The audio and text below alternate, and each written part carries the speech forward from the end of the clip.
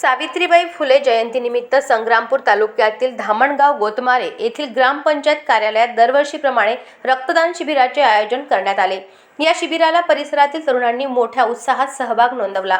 अकोला येथील थॅलोसिमिया सोसायटी व डॉक्टर हेडगेवार रक्त केंद्र यांच्या संयुक्त विद्यमाने हे शिबिर पार पडले। धामणगाव गोतमारे येथील चिरंजीव समर्थ विठ्ठल गोतमारे वय 13 या मुलास थॅलोसिमिया हा गंभीर आजार असून त्याला दर 15 दिवसांनी रक्ताची आवश्यकता असते। अशा रुग्णांच्या मदतीसाठी हे रक्तदान शिबिर आयोजित करण्यात आले होते। शिबिरामध्ये 50हून अधिक रक्तदात्यांनी स्वेच्छेने रक्तदान करून सामाजिक बांधिलकी जपली। रक्तदात्यांच्या आरोग्याची काळजी घेत त्यांच्यासाठी चहा, फराळ व जेवणाची योग्य व्यवस्था करण्यात आली होती। ग्रामस्थ, सामाजिक कार्यकर्ते व तरुणांच्या सहकार्यामुळे शिबिर यशस्वीरित्या पार पडले।